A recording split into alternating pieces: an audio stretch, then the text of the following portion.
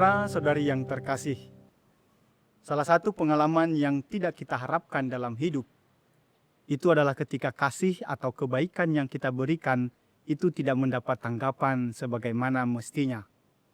Kita mungkin pernah berkorban demi orang lain, tetapi itu dilupakan.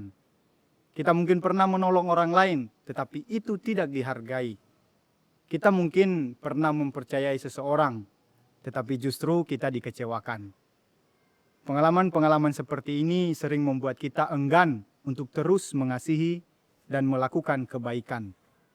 Sadar atau tidak sadar, kadang-kadang kita mulai menghitung-hitung jasa, menghitung-hitung kebaikan, menuntut balasan, dan bahkan menutup hati terhadap sesama ketika kita tidak mendapatkan balasan yang setimpal. Dalam situasi seperti inilah bacaan-bacaan esok hari memperlihatkan kepada kita kasih Allah yang berbeda dari cara manusia mengasihi. Allah tetap setia sekalipun umatnya tidak setia, dan Ia mengajak kita untuk membagikan kasih itu kepada sesama dengan tulus dan tanpa pamrih. Dalam bacaan pertama, Nabi Hosea melukiskan Allah sebagai Bapa yang penuh kelembutan. Ia mengajar umatnya berjalan, mengangkat mereka, dan memberi mereka makan dengan penuh kasih. Meskipun bangsa Israel sering berpaling dan tidak setia, Allah tidak membalas dengan sesegera memberi hukuman kepada mereka. Sebaliknya, Dia justru dipenuhi belas kasih dan kerinduan untuk menyelamatkan umatnya. Kasih Allah ternyata lebih besar daripada dosa manusia.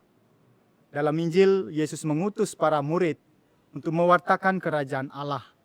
Mereka diminta untuk melayani dengan cuma-cuma, tanpa mencari keuntungan pribadi, dan mengandalkan sepenuhnya penyelenggaraan Tuhan. Mereka juga diutus untuk membawa damai kemanapun mereka pergi. Saudara-saudari terkasih, bacaan-bacaan ini memberikan kita gambaran yang sama tentang Allah yang mengasihi dan memelihara kita, umatnya. Allah tidak pernah meninggalkan kita manusia, melainkan Dia terus memanggil kita untuk kembali kepada kasih-Nya dan menjadi saluran kasih itu bagi sesama. Oleh karena itu, bacaan-bacaan ini mengajak kita untuk membangun kembali kepercayaan kita kepada Allah yang penuh belas kasih. Ketika kita jatuh dalam dosa, gagal, atau merasa jauh dari Tuhan, kita tidak semestinya lari dari hadapan-Nya. Kita diajak untuk datang kepadanya dengan hati yang terbuka. Sebab Ia adalah Bapa yang selalu menanti kita anak-anaknya untuk selalu kembali kepadanya. Selain itu, kita juga dipanggil untuk menjadi murid-murid Kristus yang murah hati dalam pelayanan. Kebaikan, perhatian, pengampunan, dan kasih yang telah kita terima dari Tuhan, hendaknya kita bagikan kepada sesama kita tanpa balasan. Di tengah dunia yang saat ini dipenuhi persaingan dan kepentingan diri, mari kita mencoba menjadi pembawa damai, percaya pada penyelenggaraan Allah, dan menghadirkan kasih-Nya dalam setiap perjumpaan dengan sesama.